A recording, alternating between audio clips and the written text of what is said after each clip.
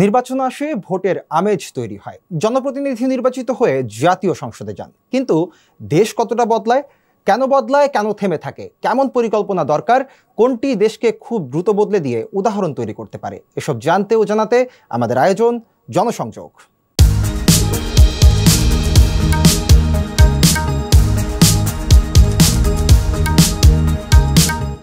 দর্শক, ত্রয়োদশ জাতীয় সংসদ নির্বাচন নিয়ে চলছে নানা জল্পনা কল্পনা। আসনের সীমানা নির্ধারণ থেকে শুরু করে সার্বিক ব্যবস্থাপনা কেমন হতে পারে তা নিয়ে চায়ের কাপে ধোঁয়া উড়িয়ে চলছে আলোচনা। এরই মধ্যে রাজনৈতিক দলগুলো জনতার মন জয়ে নিচ্ছে নানা কর্মসূচি। মনোনয়ন প্রত্যাশীরাও চালাচ্ছেন জনসংযোগ। তেমনই একজন আজ আছেন এনটিভি অনলাইনের বিশেষ আয়োজনে। তিনি নারায়ণগঞ্জ জেলা ছাত্রদলের সাবেক সভাপতি এবং বর্তমান জেলা যুব দলের সদস্য সচিব জনাব মশিউর রহমান রনি। তিনি নারায়ণগঞ্জ ৪ আসন থেকে ধানের শীষ প্রতীকে লড়তে চান।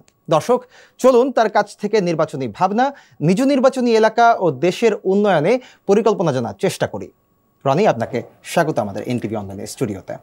ধন্যবাদ আপনাকে, আমাকে আপনার এই সোশ্যাল মিডিয়াতে সুযোগ করে দেওয়ার জন্য, কথা বলার জন্য, জনগণের পাশে থাকার জন্য। রনি, ছাত্রাবস্থায় আপনার রাজনৈতিক ক্যারিয়ার আসলে আপনি শুরু করেছেন, এখন যুব দলের দায়িত্বে আছেন। খুব জানতে ইচ্ছে করছে, আরও তো অনেক কিছু আছে, কিন্তু রাজনীতিকে কেন বেছে নিলেন আপনি? ধন্যবাদ। আপনারা জানেন, আমরা যারা দীর্ঘ 17 বছর এই রাজনীতির সাথে যারা সম্পৃক্ত ছিলাম, খুব ক্রাইসিস মোমেন্ট আমরা পার করেছি।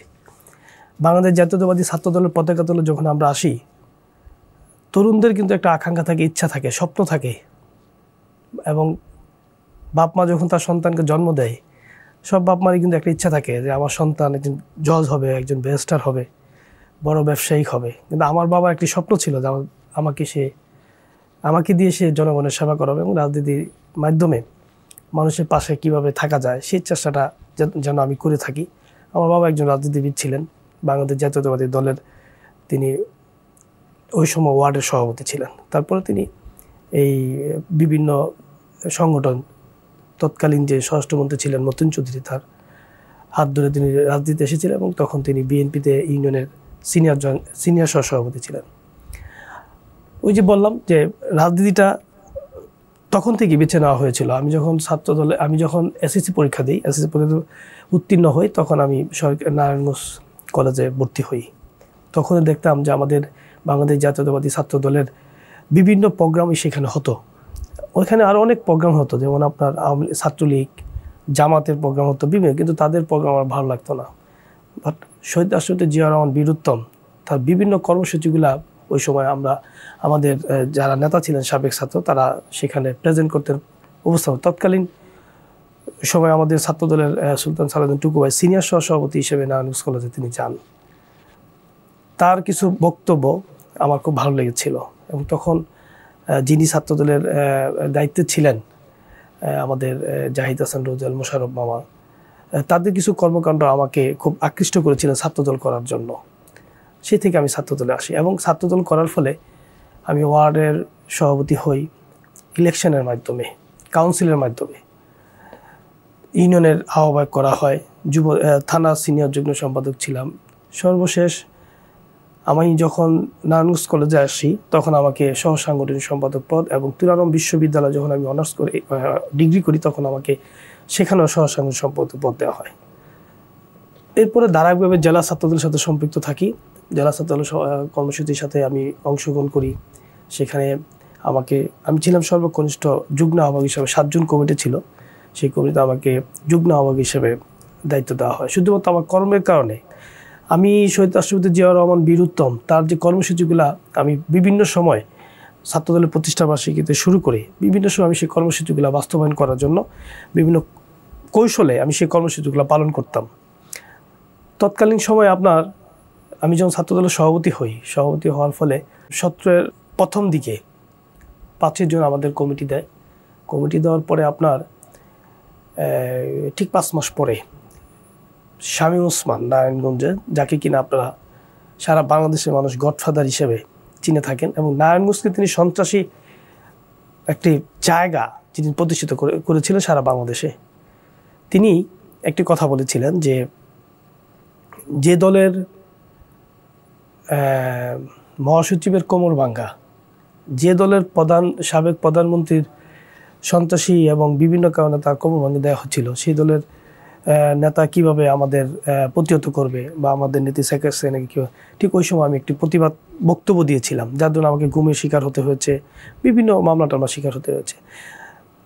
আমার ছাত্রদলে আসার পিছনে, ছাত্রদল করার পিছনে শুধুমাত্র যে আদর্শটা ছিলেন শহীদ রাষ্ট্রপতি জিয়াউর রহমানের, যে আদর্শটাকে আকৃষ্ট করেছিল আমাকে, যে এই দলটি হচ্ছে জনগণের দল, জনগণের পাশে থেকে জনগণের জন্য কাজ করার একটি দল, এবং মানুষকে কিভাবে পাশে থেকে মানুষকে সেবা করা যায়, নিরীহ মানুষের কাছে যাওয়া যায়, নিরীহ মানুষকে নিয়ে সামাজিক কাজে সামাজিক কর্মকাণ্ডের সাথে সম্পৃক্ত থাকা যায়, এই দলটার ভিতরে আমি দেখেছি, যেটা কোনো অন্য কোনো দল, যার কারণে আমি ছাত্রদলে আসা এবং ছাত্রদল থেকে আমার রাজনীতি শুরু করলাম।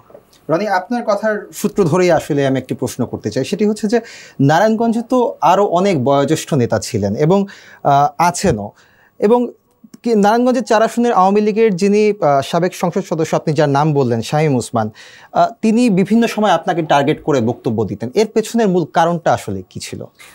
শামীম ওসমান নারায়ণগঞ্জে সে পলিটিক্স শুধু আওয়ামী লীগের পলিটিক্স করতো না, সে সামাজিকভাবে সবাইকে তার ভিতরে জিম্মি করে রাখার জন্য চেষ্টা, কারণ হচ্ছে সে নারায়ণগঞ্জে, শামীম ওসমান নারায়ণগঞ্জের লোকাল ছেলে ছিল না, তার বাড়ি ছিল নারায়ণগঞ্জের বাহিরে, যার জন্য নারায়ণগঞ্জের মানুষের ভিতরে তার কোনো মায়াও ছিল না, নারায়ণগঞ্জের মানুষকে নিয়ে তার কোনো চিন্তা ভাবনাও থাকতো না। তার চিন্তা ভাবনা থাকতো যখন যে সময়টায় তিনি ক্ষমতায় থাকবে, ক্ষমতায় থেকে কীভাবে নারায়ণগঞ্জ থেকে অর্থ পাচার করে বিদেশে পাচার করা যায়। আপনি যে প্রশ্নটি আমাকে করেছেন সেটি হচ্ছে, আমি একমাত্র তার বিরুদ্ধে বিভিন্ন সময় বিভিন্ন তার কর্মসূচিগুলো আমি প্রতিবাদ করতাম।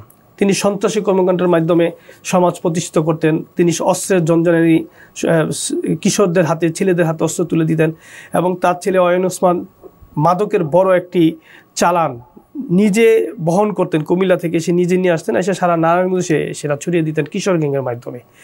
এইসবের কারণে আমি যখনই তাকে প্রতিবাদ করতাম, তার যে প্রবলেমগুলো আছে, রাজনৈতিক যে বিষয়গুলো আছে, যেটি কিনা নারায়ণগঞ্জের মানুষের জন্য ক্ষতি, নারায়ণগঞ্জের মানুষের পক্ষে কথা বলতে গিয়ে আমাকে তার বিভিন্ন সময় তার প্রশাসনিক মাধ্যমে আমাকে সে বিভিন্নভাবে হয়রানি করার চেষ্টা করতো।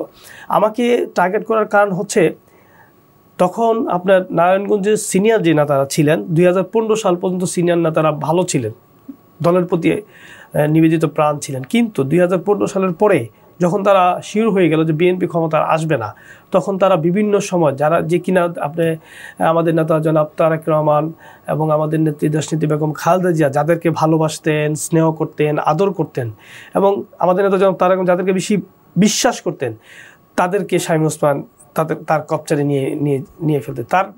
শামীম ওসমান খুব চতুর টাইপের, তো মিথ্যা কথা বলে এবং নিজেকে ফুটিয়ে তোলার জন্য যা যা করা দরকার তাই করে। এই জন্য সে আওয়ামী লীগের রাজনীতি থেকে সে বিএনপির নেতাকর্মীদেরকে নিয়ে রাজনীতিটা বেশি করতো, যে কারাদেরকে আমি যদি ক্যাপচারে নিতে পারি তাহলে নারায়ণগঞ্জে কেউ মাথা চারা দিয়ে উঠতে পারবে না। এই জন্য সে সিনিয়র নেতৃবৃন্দদেরকে সে নিজের মতো করে বিভিন্ন ব্যবসা প্রতিষ্ঠানে সুযোগ সুবিধা দিয়ে তার ক্যাপচারে নিয়ে গিয়েছিল। শুধুমাত্র তৎকালীন সময়ে ছাত্রদলকে সে নিতে পারে না, কারণ হচ্ছে ছাত্রদলই একমাত্র তার অপকর্মের বিরুদ্ধে প্রতিবাদ করত এবং জোরালো প্রতিবাদ করে। এর আগে আমি যেটা বললাম যে সে একটা সময় এক জায়গায় বক্তব্য দিয়ে বলেছিল যে দলের কোমর ভাঙ্গা দল, মহাসচিবের কোমর ভাঙ্গা, যে দলের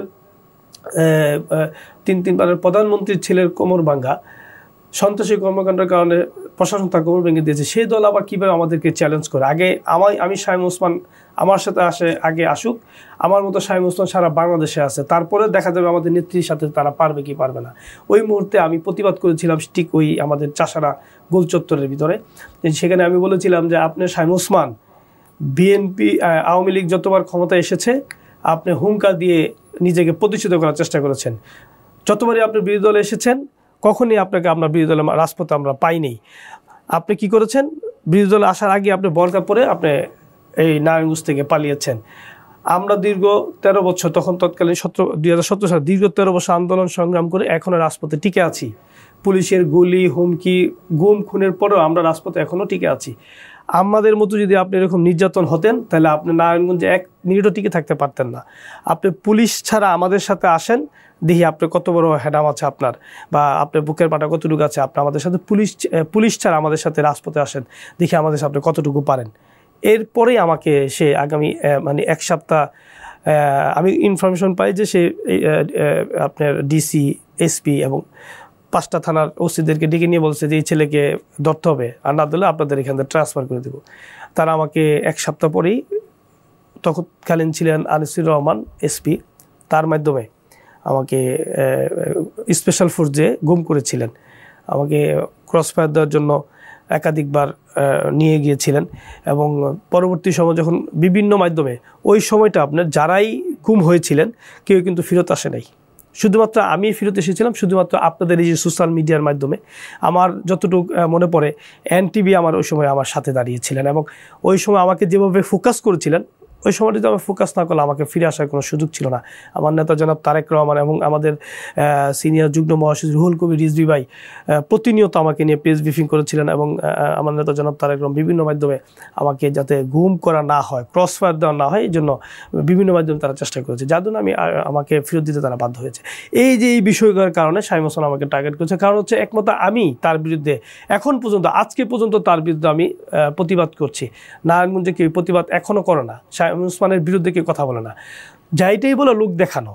কিন্তু শামীম ওসমানকে তারা প্রচুর ভয় পায়। কেন ভয় পায়? 2টা কারণ। একটা হচ্ছে শামীম ওসমানকে দিয়ে তারা লাভবান, আরেকটা হচ্ছে শামীম ওসমান যদি আবার ক্ষমতা আসে তাহলে তাদেরকে আবার নির্যাতন করবে, হয়রানি করবে। এই জন্য এই ভয়ে শামীম ওসমানের বিরুদ্ধে নারায়ণগঞ্জে কেউ কথা বলতে চায় না।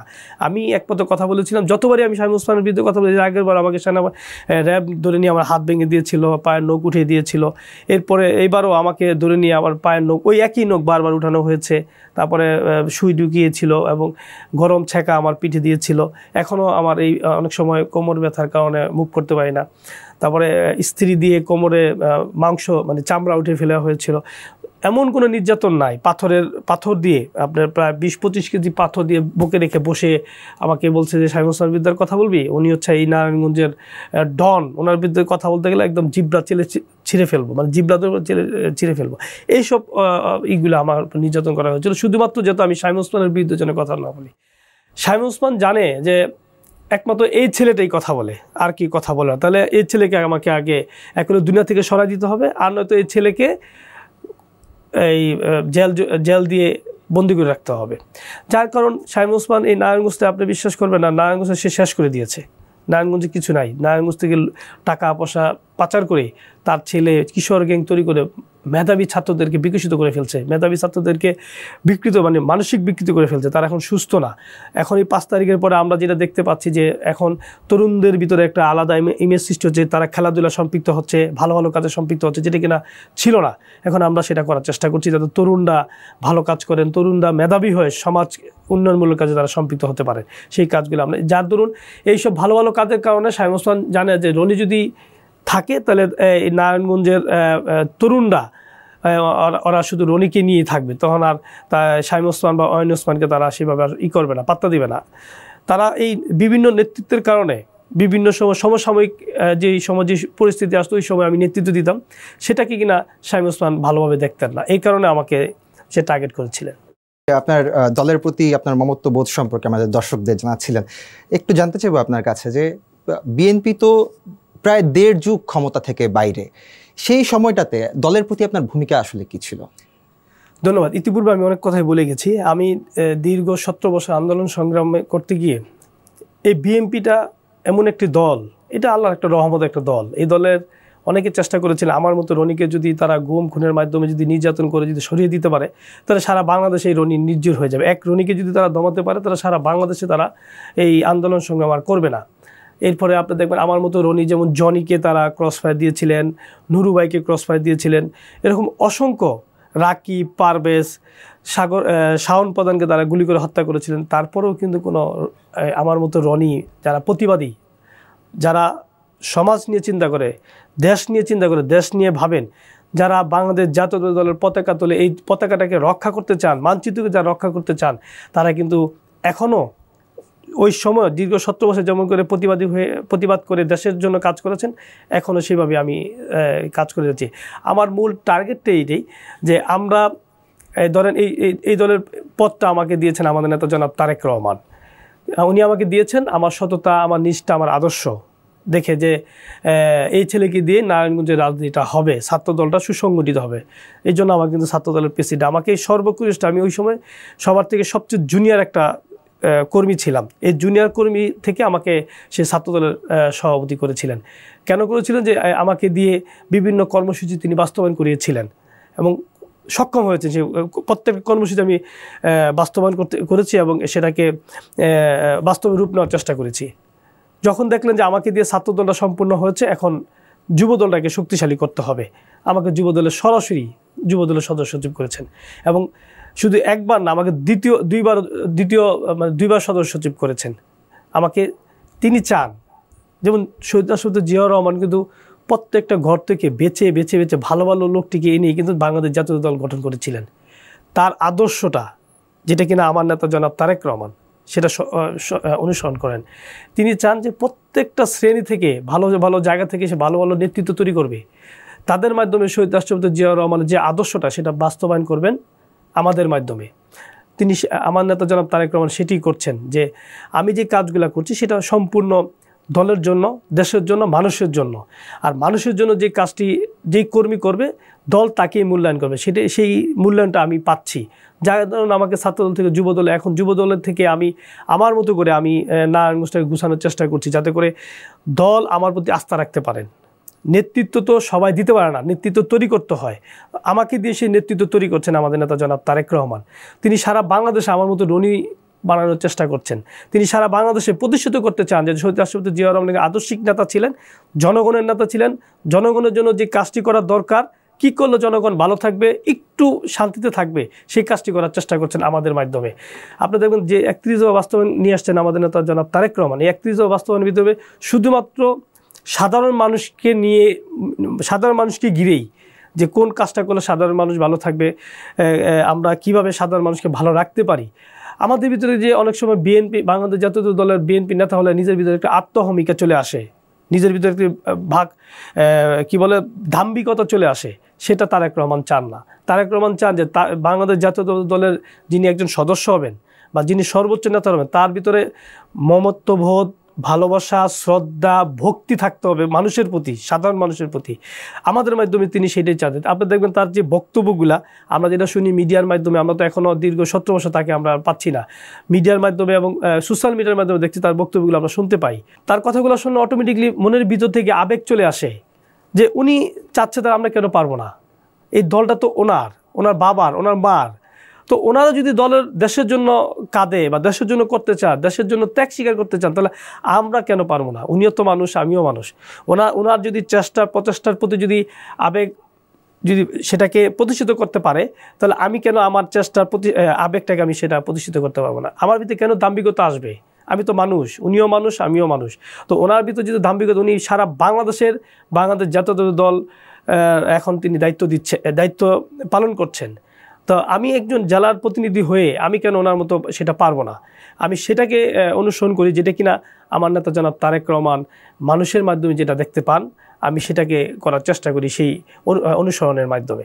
তো সবচেয়ে বড় কথা হচ্ছে, আপনি যে প্রশ্নটি করেছেন, কেন এই দলটার প্রতি এত আমাদের শ্রদ্ধা, ভালোবাসা, এটা শুধুমাত্র আমাদের নেতা জনাব তারেক রহমানের কারণে। আমাদের নেত্রী দেশনেত্রী বেগম খালেদা জিয়া, তিনি তিনবার জেল প্রধানমন্ত্রী হওয়া সত্ত্বেও তাকে কিভাবে জেল খেটতে হয়েছে, নির্যাতনের শিকার হতে হয়েছে, এই সর্বশেষ সময় তিনি জেল খেটেছেন।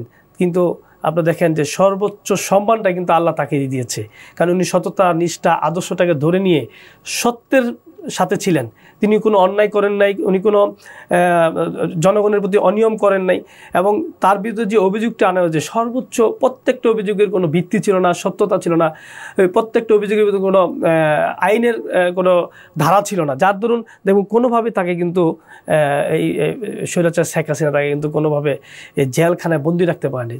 কোনো না কোনোভাবেই আল্লাহর রহমতে তাকে কোনো না কোনোভাবেই জেল থেকে বের করে নিয়ে আসছেন। আমরা কিন্তু আমাদের কিন্তু উনি একাধিকবার বলেছিলেন যে কোনো হাঙ্গা, কোনো জ্বালাও পোড়াও করা যাবে না। আপনি বিএনপির জ্যেষ্ঠ মহাসচিব জনাব রুহুল কবির রিজভীকে নিয়ে নারায়ণগঞ্জের মহাসড়কে আন্দোলন করেছেন। সে সময়টিতে আসলে খুবই ঝুঁকিপূর্ণ একটি সময় ছিল।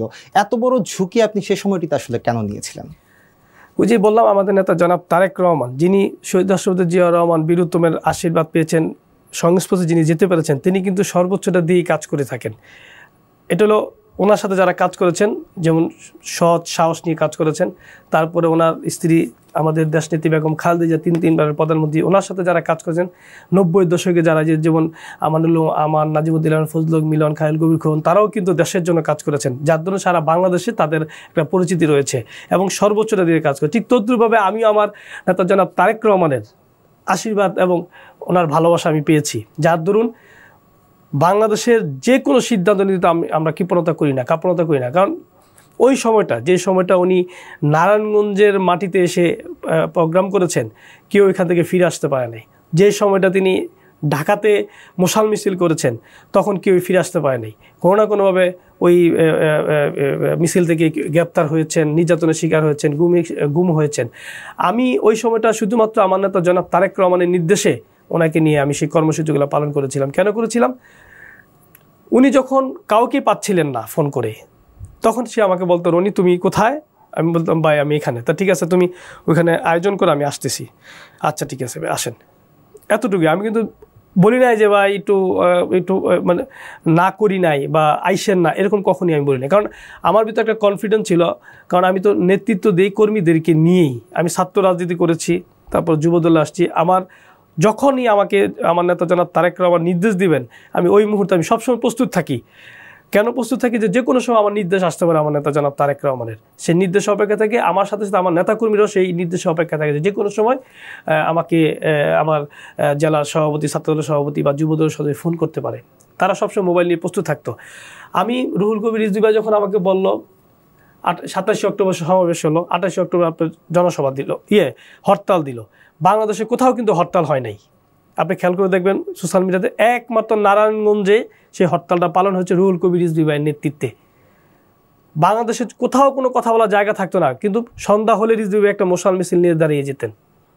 সেই সৎ সাহসটা তার ছিল, কারণ তিনিও তারেক রহমানের আদর্শের সহিত রাষ্ট্রপতি জিয়াউর রহমান এবং আমাদের নেত্রী দেশনেত্রী বেগম খালেদা জিয়ার সাথে তিনি রাজনীতি করেছেন। তাদের আদর্শ, সততা, নিষ্ঠা, ভালোবাসা তার প্রতি ছিল এবং মায়া মহব্বত তার প্রতি ছিল। দলের প্রতি তার সেই জিনিসটা, যেটা কিনা অন্য কোনো নেতার সেটা পাবেন। অনেকে বলতো যে রুহুল কবির রিজভী ভাই 10-15 জন নিয়ে মিছিল করে, এটা ঠিক না, দলের ভাবমূর্তি নষ্ট হচ্ছে। ওইটাই ছিল প্রতিবাদ।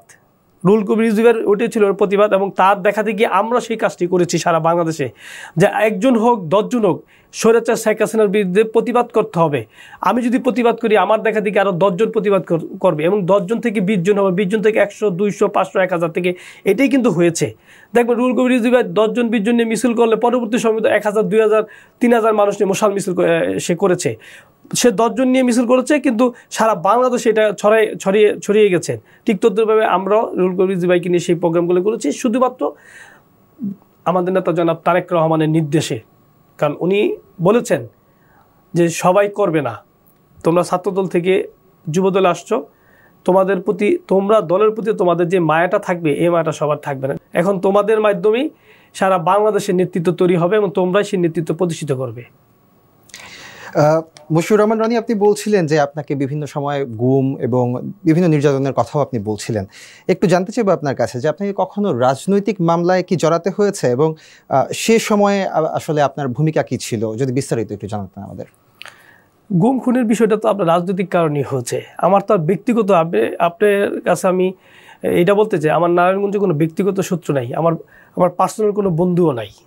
সামাজিক যে অবক্ষয়গুলো আছে সেগুলোকে তুলে ধরার জন্য যতবারে আমি কাজ করেছি, ততবারে আমাকে এই আইনের মাধ্যমে বা প্রশাসনের মাধ্যমে আমাকে গ্রেপ্তারের শিকার হতে হয়েছে। র্যাব নিয়ে আমার হাত ভেঙে দিল, পাও ভেঙে দিল, তারপর আপনার এই গুমের শিকার হতে হয়েছে, গুম হওয়ার ফলে শারীরিক নির্যাতন, মানসিক নির্যাতন, কারেন্টের শট, এইগুলো সব কিছু রাজনীতি করার ফলে। কারণ আমি তো ব্যবসা করি না, আমার বাবাও বড় ব্যবসায়িক না, আমার বাবা একদম, আমরা মধ্যবিত্ত ফ্যামিলির সন্তান। আমাদের এরকম কোনো ব্যবসা নাই যেটা কারণ আমার শত্রু থাকতে হবে, আমাকে মেরে ফেলবে, এরকম শত্রুতা আমার নাই। আমি সামাজিকভাবে প্রতিষ্ঠিত হওয়ার চেষ্টা করি ছোটোবেলা থেকেই, এবং সবার সাথে এমনভাবে চলাফেরা করি যে কিনা আমার একটা কথা যেন কষ্ট না পায়। আমি সবসময় চিন্তা করেছি, আমাদের নেতা জনাব তারেক রহমান যখন কথা বলে, সেই কথাগুলো এরকমই থাকে যে কথাগুলো শুনলে মানুষ প্রতি ভালোবাসা তৈরি হবে, মানুষের প্রতি আন্তরিকতা তৈরি হবে, শ্রদ্ধা, ভক্তি, ভালোবাসাটা আসবে। আমি ওই রকমভাবে মানুষের সাথে মিলামেশার চেষ্টা করি, যাতে করে আমার কোনো কথায় কোনো ব্যক্তি যাতে কষ্ট না পায়। রনি, আমরা একেবারে একটু ভিন্ন প্রসঙ্গে আপনার কাছ থেকে জানতে চাই। সেটি হচ্ছে যে নারায়ণগঞ্জ 4 আসনের ডিএনডি এলাকা, যেখানে আসলে দীর্ঘদিন ধরেই জলাবদ্ধতা সমস্যা রয়েছে। আপনি জনপ্রতিনিধি নির্বাচিত হলে ওই এলাকার এই যে সমস্যায় পড়তে হচ্ছে মানুষকে, এই বিষয়ে আপনার কোনো পরিকল্পনা আছে কিনা? 5 তারিখের পরে আমাদের নেতা জনাব তারেক রহমান কিন্তু বলে দিয়েছেন যে মানুষের কাছে যাও, মানুষকে দেখো, মানুষের কি কি সমস্যা আছে সেটা আইডেন্টি করো, সেটা বাস্তবায়ন করো। আমি সেটা শুরু করে দিয়েছি। ডিএনডি বাদের যে 1300 কোটি টাকার কাজ শামীম ওসমান করেছেন, পাশাপাশি 6000 কোটি টাকার কাজ সে সিঙ্গাপুর বানাবো বলে যেটা নিয়ে আসছেন, টোটাল টাকাটাই ডিএনডি বাদের যে 1300 কোটি টাকার কাজ, পাশে একটা আপনার ফতুল্লা, লালখা, তারপর আপনার শিউ মার্কেট, এনায়তনগর, কাশীপুর, বক্তবুলি, এই যে এরিয়াটা, আর 100 কোটি টাকা অ্যাড করলে পুরা ডিএনডি বাদের সাথে যেই প্ল্যানটা ছিল সম্পূর্ণ হয়ে যেত। কিন্তু সেটা সে করেনি। সে 1300 কোটি টাকাই মেরে দিয়েছেন, কোনো কাজই করে নাই, দৃশ্যমান কোনো কাজ করে। সে বর্ষা হলে, জলবদ্ধতা, বৃষ্টি টিষ্টি হলে সে দৌড়ে যায়, গিয়ে একটু কোমর পর্যন্ত নামার ফলে সে বলে যে আজকের পরে আর পানি থাকবে না। ওইখানে মিস সুয়েল নামে একটা সন্ত্রাসী ছিল, এই সুয়েল এইখানে যেন আর পানি না দেখি, তুমি তোমার দায়িত্ব, যদি এরপরে পানি থাকে তোমার পথ থাকবে না, এই ভয় কথাবার্তা বলে আসতো। এটা বলার কারণ হচ্ছে, মিস সুয়েল তুমি কালকে থেকে প্রতিটা ঘর থেকে 2000 করে টাকা উঠে আমার কাছে পাঠাবা। 2000 করে টাকা হলে প্রায় 1 কোটি টাকা ওঠে ওই ডিএনডি, ওই জলাবদ্ধতা যেখানে পানি থাকে।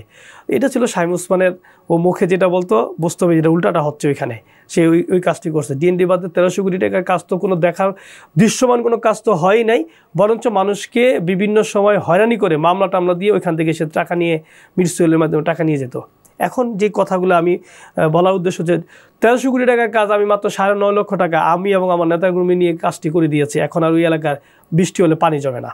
এটা আপনি সোশ্যাল মিডিয়ার মাধ্যমে বলেন এবং ওইখানে যদি খোঁজখবর নিয়ে দেখেন সেটা আপনি পাবেন। ওইখানে আমি এই 5 তারিখের পরে আমি বেকু দিয়ে খাল খনন করে দিয়েছি, যেটা দেশনেত্রী বেগম খালেদা জিয়া এবং আমাদের নেতা শহীদ রাষ্ট্রপতি জিয়া রহমান বীরুত্তম তিনি যে কাজটি করেছিলেন, যে খাল খননের মাধ্যমে দেশকে একটি সবুজ ঘেরা দেশ করতে চেয়েছিলেন, আমি সেই কাজটি করেছি। ওইখানে খাল খনন করে দিয়েছি। এখন ওইখানে বর্ষা বৃষ্টি, যতই বৃষ্টি হোক ওইখানে আর পানি জমে না, পানি নেমে যায়। শামীম ওসমান এখান থেকে শুধু নিয়েছে, দেওয়ার মতো কিছু করে নেই। ও শত শত না হাজার হাজার কোটি টাকার মালিক হয়েছে। সে এই টাকা কোথায়, তার বাবা, দাদা, তাদের পূর্বপুরুষ হিসাব করতে গেলে দেখা গেছে যে কালীবাজার গামছার ব্যবসা করছে, কেউ ওই আপনার ওই যে কি বলে বেল, নারকেলের ব্যবসা করছে তার পূর্বপুরুষ। তাহলে এই এখন এই এত টাকা, শত শত হাজার হাজার কোটি টাকা তার কোথা থেকে পাইলো? নিশ্চয়ই আমাদের এই ফতুল্লা থেকে দুর্নীতি করছে। এবং ফতুল্লা আপনার রাস্তাঘাটে কোনো কাজ করে না। আপনি যেই কোনো রাস্তায় যাবেন, যদি একটা রাস্তা ভালো পান তাহলে আমি রাজনীতি ছেড়ে দেবো, আমি জীবন আর আপনাদের সামনে দাঁড়াবো না, কোনো রাস্তায় কাজ করে না। আর আমরা 5 তারিখের পরে উপজেলা ইউনিয়নের সাথে, জেলা পরিষদের সাথে কথাবার্তা বলে আমরা এই কাজগুলো করার চেষ্টা করছি। আমি 21টা কাজের রাস্তা এই আমার উপজেলাতে, আমি উপজেলার ইউনিয়নের মাধ্যমে তার কাছ থেকে কাজ নিয়ে আমি উপজেলাতে কাজগুলো করার চেষ্টা করছি এবং ড্রেনের কাজ করে দিয়েছি এই উপজেলা ইউনিয়নের মাধ্যমে। আপনি খবর নিয়ে দেখবেন। কিন্তু আমি সেই কাজটি করিনি। আমি যে এলাকায় গেছি ওই এলাকাকে কাজ করেছি। কাজ করার ফলে ওই এলাকায় গিয়ে বলছি আর কি কি কাজ আপনার দরকার আছে, কি কি প্রয়োজন আছে সেটা আমাকে বলেন। রাস্তা ড্রেন করতে পারতেছে না, আমি উপজেলা ইউনিয়নের সাথে, জেলা পরিষদের সাথে কথা বলে সেই কাজগুলো সম্পূর্ণ করেছি। আমি আমার জায়গা থেকে সেই কাজটি করেছি, যে কাজটি কিনা মানুষ যাতে মনে রাখে যে 17 বছর কি হয়েছে আর বর্তমানে কি হচ্ছে, ডিফারেন্টটা যেন বুঝতে পারে। আপনাকে আর দুটো প্রশ্ন করব, আপনি ছোট করে একটু উত্তর দেবেন। সেটি হচ্ছে, বিএনপি আপনাকে কেন মনোনয়ন দেবে? Thank you. বিএনপি আমাকে মনোনয়ন দিবে সেটা হচ্ছে, আমি যখন ছাত্র দলের, আমি স্পষ্ট করি, আপনার মাধ্যমে আমার এলাকার মানুষ জানবে, বিএনপি আমাকে মনোনয়ন দিবে। বিএনপি যেটা চায় আমি সেটা করেছি। আমি দলের একজন সদস্য, সাধারণ মানুষ হিসেবে বা সাধারণ কর্মী হিসেবে আমি যে কাজটি করার চেষ্টা করেছি, জনগণের কাছে যাওয়ার চেষ্টা করেছি, জনগণের ভালোবাসা নেওয়ার চেষ্টা করেছি, জনগণ কি চায় সেটা করার চেষ্টা করেছি। সেজন্য বিএনপি কিন্তু 3টা দিয়েছেন, যে এই 3টা অপশন যদি কোনো প্রার্থী থাকে তাহলে তাকে নমিনেশন দেবে। যে 3টা অপশন আমার কাছে আছে। আমি ত্যাগী, আমি নির্যাতিত হয়েছি এবং আমি দলের জন্য কাজ করেছি, দীর্ঘ সময় দল থেকে পালিয়ে যাই নাই, দলের দায়িত্ব অবহেলা করি নাই। আমি কিন্তু আমাকে যখন যে দায়িত্ব দিয়েছেন এবং পুঙ্খানুপুঙ্খভাবে যতটুকু তার চেয়ে বেশি করার চেষ্টা করেছি। দলের ভাবমূর্তি ক্ষুণ্ণ হয় এরকম কোনো কাজের সাথে আমি সম্পৃক্ত হইনি। দল, আমার দ্বারা দল উপকৃত হবে যে কাজটি করলে আমি সেই কাজটি করার চেষ্টা করেছি। এবং সর্বোপরি আমার কথা হচ্ছে যে দল যেটা চায় আমি সেটাই করেছি। তার নমিনেশনটা দেওয়ার দায়িত্ব হচ্ছে আমাদের দলের হাইকমান্ডের, মানে দল যদি মনে করে যে না রনিকে দিয়ে এই কাজটি করা সম্ভব, জনপ্রতিনিধিত্ব হলে রনি আরও ভালো কাজ করতে পারবে, আমি আশাবাদী আমার চেয়ে ভালো কাজ ফতুল্লা থেকে করতে পারবে না। কারণ আমি অলরেডি ফতুল্লা যেটা করার দরকার সেটা আমি করে ফেলেছি। এখন আমি যদি জনপ্রতিনিধিত্ব হতে পারি তাহলে আমার বিশ্বাস অতীতে যারা ছিলেন তাদের থেকে আমি অনেক বেটার ভালো কাজ আমি জনগণকে দিতে পারবো, ফতুল্লার মানুষকে আমি দিতে পারবো। হ্যাঁ, আশা করছি নারায়ণগঞ্জবাসীও আপনার জন্য সেভাবেই চিন্তা ভাবনা করবেন। আমরা একেবারেই অনুষ্ঠানের শেষ পর্যায়ে আছি রনি, এবং শেষ একটি প্রশ্ন দিয়ে আপনার কাছে আমরা শেষ করতে চাই। সেটি হচ্ছে যে যদি আপনি নির্বাচিত হন তাহলে কোন বিষয়টি আপনার কাছে সবচেয়ে বেশি প্রাধান্য পাবে? ধন্যবাদ। যদি আমি নির্বাচিত হই, দল যদি আমাকে মনোনয়ন দেন, সর্বপ্রথম আমি যে এলাকায় যে কাজটি হবে সেটা হচ্ছে কিশোর গ্যাং আর মাদক।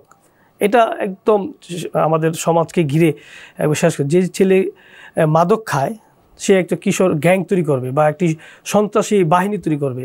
সেই সন্ত্রাসী দিয়ে সমাজ আপনার চাঁদাবাজি করবে, জমি দখল করবে, ব্যবসা প্রতিষ্ঠান দখল করবে। তো সেই ক্ষেত্রে আমার মূল টার্গেটটাই থাকবে সেটা হচ্ছে যে কিশোর গ্যাং এবং মাদক যেন কোনোভাবেই এটাকে জিরো টলারেন্স নিয়ে আনতে হবে। এরপরে হচ্ছে যে জলবদ্ধতা, তারপরে চিকিৎসার যে বিষয়টা আছে সেটাকে নিশ্চিত করতে হবে, সেটা আমি করার চেষ্টা করব। তারপরে হচ্ছে শিক্ষা ক্ষেত্রে যারা শিক্ষিত তাদেরকে, বেকার যারা তাদেরকে চাকরির ব্যবস্থা করতে হবে, সেটা আমি করব। এরপরে যে কাজগুলো আছে, যে সামাজিক যে উন্নয়নমূলক যে কাজগুলো আছে সেটা ধারাবাহিকভাবে আমি করে যাব। ধন্যবাদ জনাব মশিউর রহমান রনি, আপনাকে দেশ গঠনে আপনার পরিকল্পনা আমাদের দর্শকদের কাছে তুলে ধরার জন্য। আপনাকেও ধন্যবাদ, আমাকে আপনার এই সোশ্যাল মিডিয়াতে এনটিভিতে কথা বলার সুযোগ করার জন্য ধন্যবাদ। দর্শক, এতক্ষণ জনসংযোগ থেকে জানছিলেন বিএনপির ধানের শীষ প্রতীকে মনোনয়ন প্রত্যাশী নারায়ণগঞ্জ জেলা যুবদলের সদস্য সচিব জনাব মশিউর রহমান রনির কাছ থেকে নানা অভিজ্ঞতা ও পরিকল্পনার কথা। আগামীতে আবারও দেখা হবে, কথা হবে নতুন কোনো রাজনীতিকের সাথে। সার্বক্ষণিক সব তথ্য পেতে চোখ রাখুন ntvbd.com-এ। এছাড়া সাবস্ক্রাইব করে সঙ্গে থাকুন এনটিভি নিউজ ইউটিউব চ্যানেলে এবং ফলো করুন এনটিভির ভেরিফাইড ফেসবুক পেজ।